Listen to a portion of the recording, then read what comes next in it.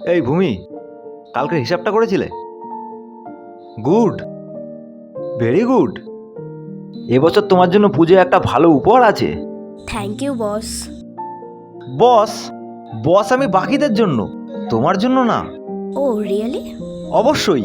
Why the way, এবছর কিন্তু তোমাকে নিয়ে ট্রেন্ডে যাব শপিং করতে, আর সেই দিন ডিনারটা কিন্তু আমার সঙ্গে করতে হবে তোমাকে।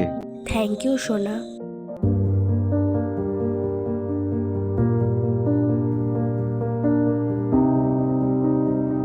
ও জয়দা, কি হয়েছে তোমার?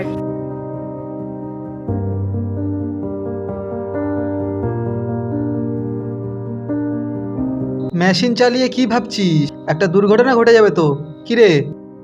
আমাদের মতো দিন আনা দিন খাওয়া লোকের কি আর ভাবনা, পুজো চলে আসলো, ছেলে বউকে এখনো কিচ্ছু কিনে দিতে পারলাম না।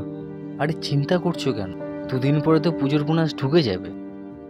চলো না দাদা, একটু মালিকের সাথে কথা বলি, যদি মাইনা বোনাসটা একটু দিয়ে দেয় তাড়াতাড়ি। জয়দা, স্নেহা কথাটা ঠিকই বলেছে বুঝলি। চল না সবাই মিলে যাই, মালিকের সঙ্গে একটু কথা বলি। বলছিস?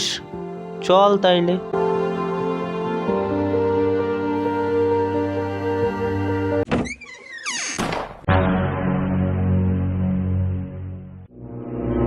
বসের ঘরে ঢুকতে গেলে পারমিশন নিয়ে ঢুকতে, সেটা কি তোমার বাবা শিখিয়ে দেবে? নেক্সট বার থেকে যদি এই ভুল হয়েছে, ঘাট ধরে বাইরে বার করে দেবো একদম। What happened? কাজ কাম বন্ধ করে দল বেঁধে এখানে আসার কারণটা কি, সেটা কি আমাকে বলা যাবে?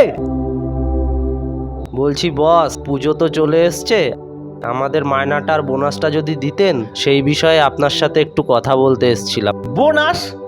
কিসের বোনাস? যেটা মাইনে সেটা সঠিক টাইমে পেয়ে যাবে। এ ভূমি, কালকে মাইনেগুলো ওদের মুখে ছুঁড়ে মারবে। ঠিক আছে বস। আচ্ছা বস, ঠিক আছে। আবার ঠিক আছে বলে তোরা দাঁড়িয়ে রয়েছিস কেন এখানে? বেরো এখান থেকে। এই চল চল চল চ। এই দরজাটা কি আমার বাবা আটকাবে নাকি? Sorry boss. Just speechless. এসব থার্ড ক্লাস লোকগুলো না মাথাটা পুরো গরম করে দেয়। যাই হোক, তুমি রাগ করো না, তোমার উপহার তুমি সঠিক সময়ে পেয়ে যাবে। Thank you boss. এইভাবে কি আর চলা যায়? আমাদের প্রাপ্য জিনিসটাও পাবো না। বাড়ির থেকে আবার ফোন করেছে। হ্যালো, পুজোর বোনাসটা কি পেয়েছো? না গো, বোনাসটা পাইনি। অন্যান্য বারের মতো এবারের পুজোটা একই রকম যাবে আমাদের। 6 বছর ধরে তো এই কথাটাই শুনে আসছি। আর কত সহ্য করবো তোমাকে বলতে পারো?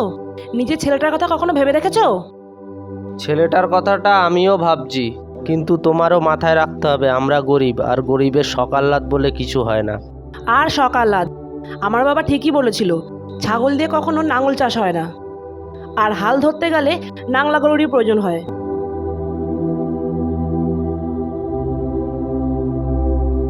ফোনটারও কি অবস্থা! আর ফোন, সবই আমার কপালের দোষ। বাড়িতে খুব অশান্তি হচ্ছে, জানি না এভাবে আর কয়দিন চালাতে পারবো। আমিও ভেবেছিলাম যদি বোনাসটা পেতাম বাবাটার একটু চিকিৎসা করাতাম, সেটাও আর হলো না। আমাদের সব থেকে বড় পাপ, আমরা গরিব হয়ে জন্মেছি, আর গরিবের কোনো উৎসব হয় না। চ চ চ, কাজে লেগে পড়ি, অনেকক্ষণ হয়েছে।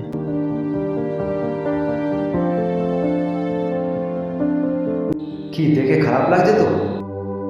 উৎসবের আলোকসজ্জার আড়ালে এমন অনেক অজানা গল্প আছে যেগুলো আমাদের সামনে এসে পৌঁছায় না। অসম্পূর্ণ থেকে যায় অনেকের। একটু খুশি, একটু আনন্দ, একটু ভালো থাকা।